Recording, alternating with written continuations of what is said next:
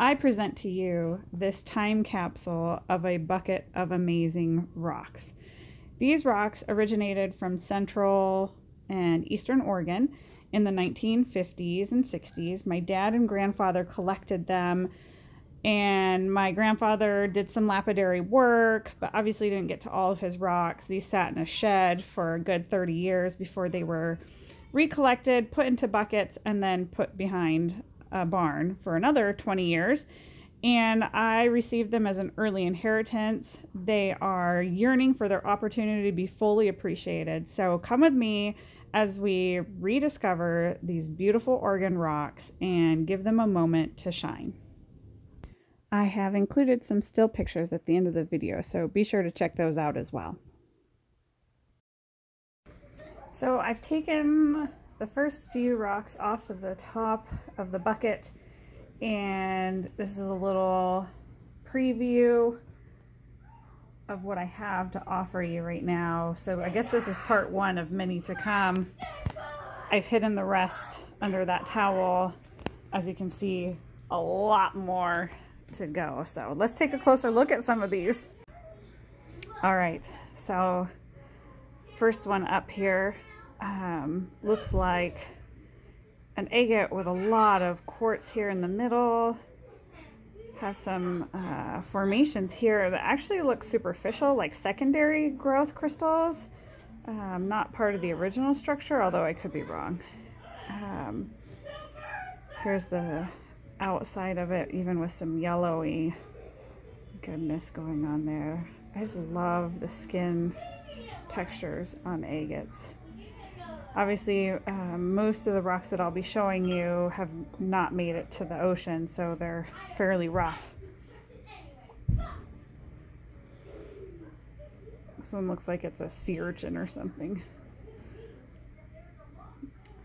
Obviously, at some point, someone cut a slab off of this.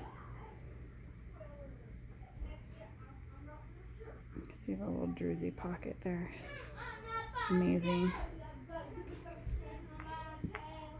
This one has kind of a purpley blue hue to it. And again, looks like the end of it was slabbed off or broke.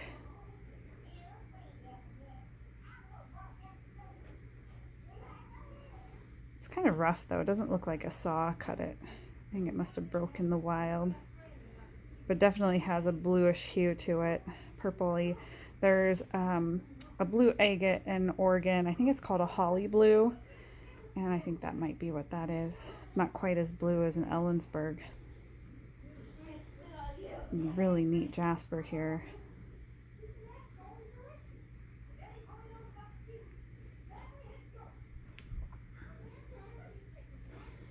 I'm not quite sure what this is. This has a lot of crazing in it, so I don't know if this is a type of common opal. This crazing happens in common opal when it dries out. It's highly hydrated, so when the water leaves it, it cracks like that, but it's very transparent too. You can see the light coming, or translucent, I should say. Okay, this one is spectacular. It's probably one of my favorite in the group here. This is the back side of it, or at least the side that I'm not as impressed with, but it's still amazing. And then you start to experience some of the other textures on here. You can see this kind of grape-like botryoidal formation. Comes over onto a side that was formed around some type of crystallized surface. And then look at that. It's amazing. A botryoidal druzy pocket with that incredible banding around the outside, and the glow on this, incredible. That is by far my favorite. Beautiful red-orange jasper here. I love the conchoidal fracturing going on this surface. So smooth. Look at that. almost broken like obsidian. I'm so used to ocean tumbled rocks that this kind of blows my mind, how rough and original they are. Here's another really neat agate with banding on it. Really nice glow. Some druzy crystals here. Get some sparkle. This brown, I've heard it called laminite. I've heard it that it could be common opal, but it's not the color that the banding really is. So it's some type of secondary formation that grew on the surface of these bandings after it broke.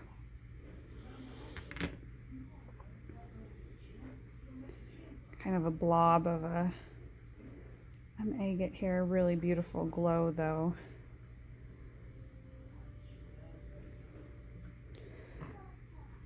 And a huge piece of, I'm guessing this is petrified wood. Look at the formation, the bark structure there. Very heavy, very dense. Beautiful. This one's an interesting, I thought at first it was like a multicolored jasper, but it's actually an agate. So you can see the glow here and how clear that section is. And that's my children in the background behaving. But it also has some jasper, yellowy jasper here. And let's see here. Okay, this one is spectacular too. Okay, first of all, I love this surface, the formation on it, but take a look at that. That contrast between the yellow and the red, and then this entire surface of druzy crystals.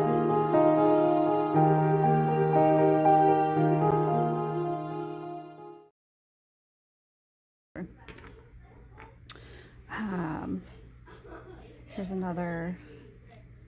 This one will be amazing to slice. Get some slabs of that. See what the banding looks like throughout. Look at that.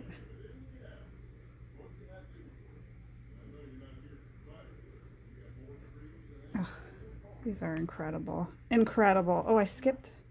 Did I do this one? I don't think I did this one. Very clear botryoidal. Very large botryoidals. Almost you think that there's fractures. And then just that skin on it. And then this is a good comparison between that purpley blue one and the clear color, so you can see that difference there. Nice little chunk of petrified wood. Looks like a beach driftwood. Really neat. Look at this. I mean, I think this is jasper. I don't know enough, but look at the coloring in there. Has very good conchoidal fracturing. Definitely not translucent at all. It could be petrified wood with how many just beautiful colors are in there. Oh, look at, look at that green hue. Lovely. Okay. And this incredible yellow jasper. I don't know, actually, I think maybe it might be petrified wood, maybe? I don't know. So glassy.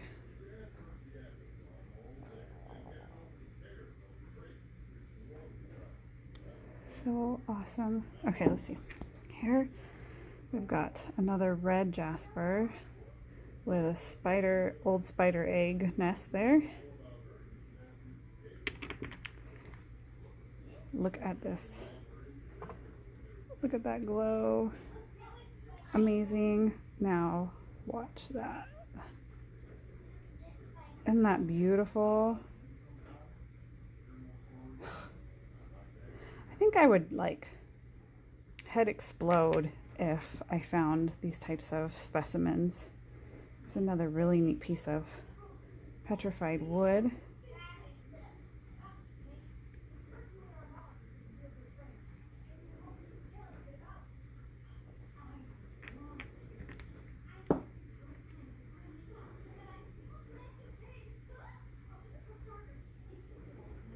Just look at the druzy crystal pocket there. Botryoidal coming together.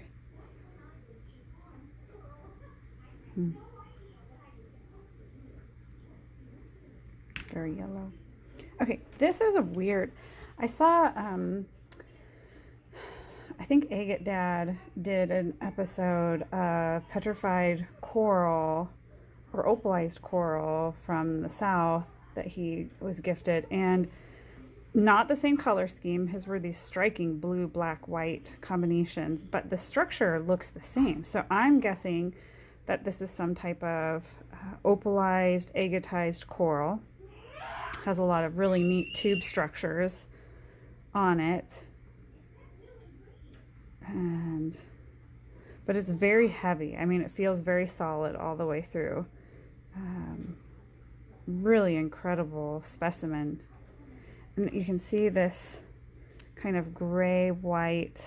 I'm guessing that's like the opal, underlining opal layer. That's kind of, you can see it threading in a lot of these little pockets here. It's really interesting. I've never seen that before. Another really interesting agate. Look at how it formed around some type of crystalline structure. Isn't that just intense? And this also has a little druzy pocket. I wish I could like pop that out and make it a necklace. There must be a way to do that.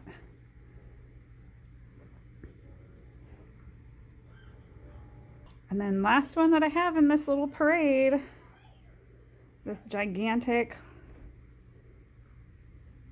chalcedony. I don't see obvious banding, so it looks to me like it's just a really large chunk of chalcedony. Might be an interesting one to cut open, maybe slab it and see what's going on. Potentially some banding there. I don't know. But look at the outside. Like if I saw a whole rock that looked like that, I don't think that I would think that was an agate. And then lo and behold, like this huge structure. Anyway, so there we go, folks. That is part one of Rediscovering Oregon Rocks. I'm so fortunate to have been given these. Look at all the colors. It's just incredible. I hope you enjoyed. If you have suggestions or ideas on what I should or should not do with these, put them in the comments and let me know. And I look forward to sharing the next grouping. Bye. Have a great time.